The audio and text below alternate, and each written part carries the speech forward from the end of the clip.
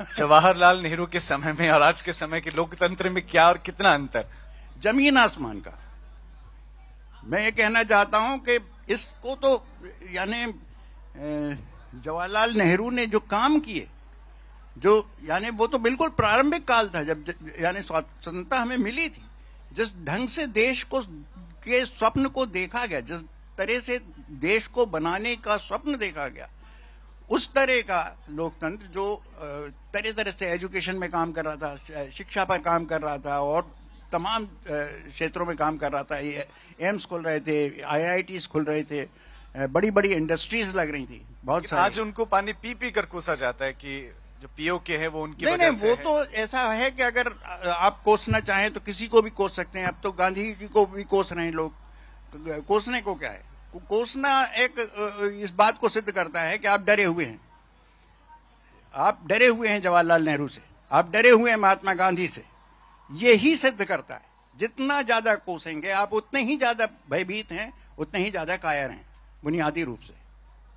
कवि बेबाक होता है और बेबाकी से अपनी बात रख रहे हैं।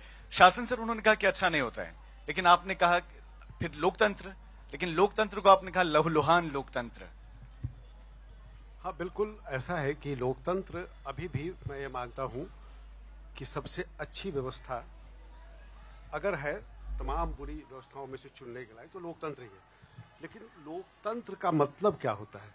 लोक का तंत्र। लेकिन अभी तो तंत्र के लोक में हम जी रहे हैं, ये मुश्किल है। अभी नेहरू जी के बारे में जो इन्होंने कही अच्छी बात। नेहरू नहीं चाहते थे कि दोबारा डॉक्टर राजेंद्र प्रसाद को राष्ट्रपति बनाया जाए। मौलाना आजाद ने विरोध किया कि नहीं, वो दोबारा बनेंगे कैबिनेट मीटिंग में, और उन्होंने मान लिया। बहुत सारे हजारों उदाहरण मिलेंगे कि दूसरे उनके मंत्री जो कहते थे उनकी बात वो मानते थे। एक लोकतंत्र, ये लोकतंत्र था। क्या आज हम आज के शासक से उम्मीद करते हैं कि वो मेरी बात नहीं, अपने मंत्रियों की बात भी सुनते हैं और मानते हैं? ये एक महत्वपूर्ण ये मुद्दा बनता है। जिस मिथ को गढ़ा जाता है कि कश्मीर की समस्या में सरदार पटेल वाला प्रसंग इसमें जोड़ा जाए। सरदार पटेल ही थे गृह मंत्री, और गृह मंत्री के कार्य में प्रधानमंत्री तब कोई हस्तक्षेप नहीं करता था, और वो अब तब प्रधानमंत्री और गृह मंत्री की मिली भगत नहीं होती थी।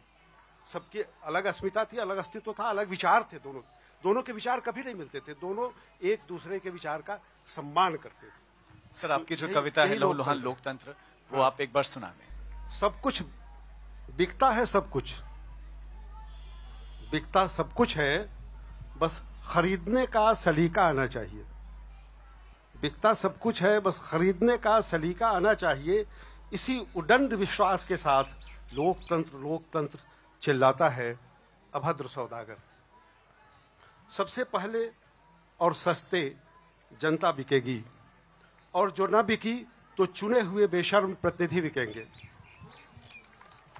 और यदि वे भी न बिके तो नेता सहित पूरी पार्टी बिक जाएगी, और वे भी न बिके तो नेता सहित पूरी पार्टी बिक जाएगी। सौदा किसी भी स्तर पर हो सकता है, सौदा किसी भी स्तर पर हो सकता है। नैतिकता क्या, नैतिकता का क्या, उसे तो पहले ही तड़ी पार कर दिया गया है।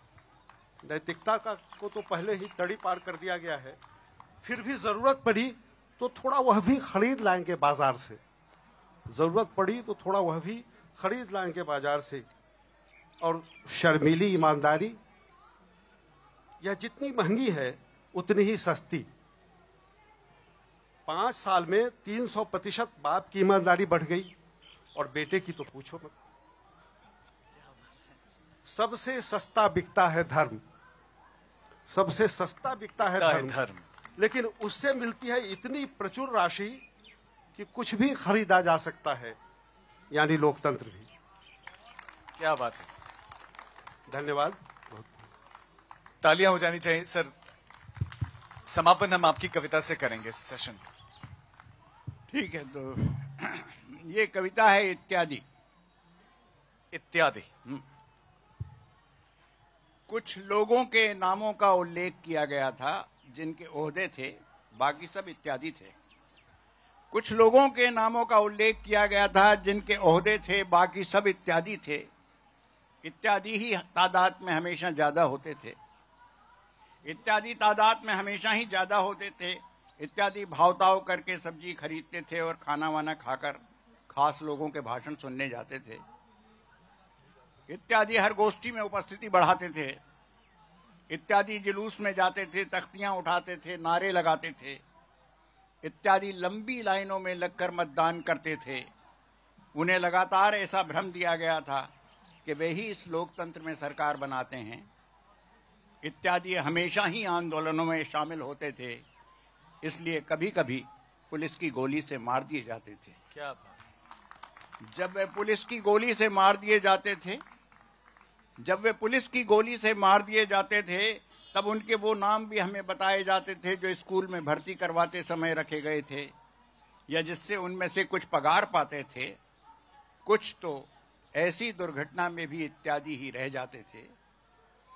इत्यादि यूं तो हर जोखिम से डरते थे, लेकिन कभी कभी जब वो डरना छोड़ देते थे तो बाकी सब उनसे डरने लगते थे। क्या बात। इत्यादि यूं तो हर जोखिम से डरते थे, लेकिन कभी कभी जब वो डरना छोड़ देते थे तो बाकी सब उनसे डरने लगते थे।